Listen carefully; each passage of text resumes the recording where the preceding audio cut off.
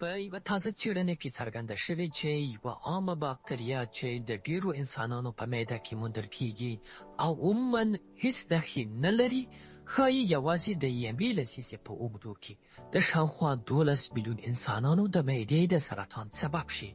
د دې څېړنې له مخې اټکل دی چې د 2008 او 2019 کلونو ترمنځ له 15 میلیونه او 600,000 زیږېدلو کسانو څخه شاوخوا 80 سلنې ته د هیلوباکتر پیلوري له عفونته د معدې د سرطان پیښې رامنځته شي. د معدې سرطان یو له هغو سرطانونو نه دی چې د مخنیوي امکان ډېر دی، خو که ناوخته تشخیص شي نو درملنه یې ډېره سخته وي. مزمن عفونت د هیلوباکتر پیلوري باکتریا لخوا د دې سرطان اصلي لامل ګڼل کیږي.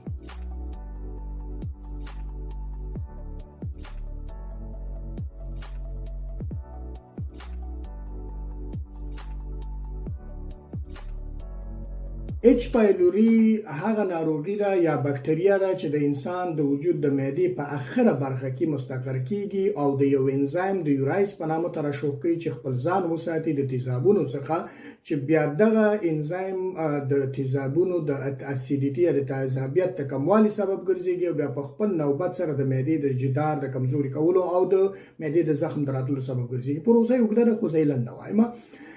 دغه عموم کې دا ناروغي چې د دنیا په ټولو برخو کې شته ده، تقریبا 50% امریکایان، 50% افریقایان، 50% د شرقي اروپا خلک او په افغانستان کې تقریبا 80% ناروغي دا خلک لري. خو دا ناروغي کې یو ښه صفت دا دی چې که چیرته انسان منظم ژوند وکړي نو په دې ناروغي په کوم ضرر ورته نه رسي دا باکتریا، خو که چیرته د اجتماعي اقتصادي مشکلات سره مخ شي نو کولای شي دا باکتریا چې دا بیا د په معدې کې مشکلات را پیدا کوي او بل اخر پر زخم باندې ووي.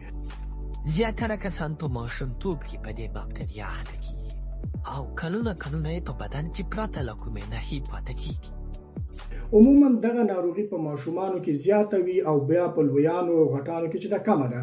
خو په افغانستان کې یو بدبختی دا ده چې موږ باید خلکو ته وایو ځینې خلک خپل ماشومانو ته په خوله کې ډوډۍ ژوي او بیا یې ورکوي. حال دا دی چې ټول خلک دغه چې په افغانستان کې که زه ووایم دعوا وکړم چې 80% خلک اچ پایلوري لري نو دا به بعیده نه وي.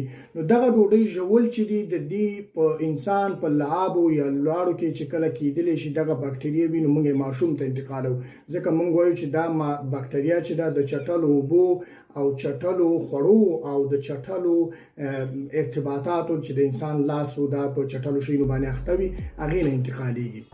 خو دا باکتریا د معدې د زخم یا د دیوال د التهاب سبب کیږي. څېړونکو چې د روغتیا د نړیوال سازمان د سرطان له نړیوال څېړنیز مرکز سره تړلي دي، د 185 هېوادونو د معدې د سرطان معلوماتو ته کتنه کړې ده. د هغوی وړاندوینه دا ده چې که روان وضعیت همداسې دوام وکوي تر 2001 لومړي کال پورې به، یعنې کله چې یو تن چې په 2010 کې زیږېدلی دی 84 کلن شي، نږدې 11 میلیونه او 900,000 کسان به د همدې باکتریا له امله د معدې په سرطان اخته شي.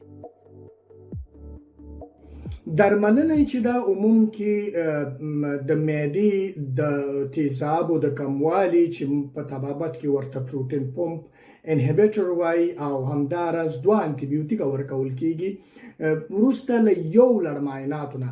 خو بدبختي ده په افغانستان کې چې تر کومه ماته معلومات ته په یوازې چې یو څوک ورشي بس وای چې د معدې تیزاب لرم او لږ د سیټک دغه وای نو د ډاکټر چې دی ورته د 14 ورځو درملنه ورکوي. زه په دې هیله یم چې ډاکټران منظم هغه طبي ټیسټونه چې په نړیوال سټانډرډ طبي کتابونو کې ورته اشاره شوی لاغي دغه نو وروسته ورته دغه ورکې انټي بیوټیک ورکي.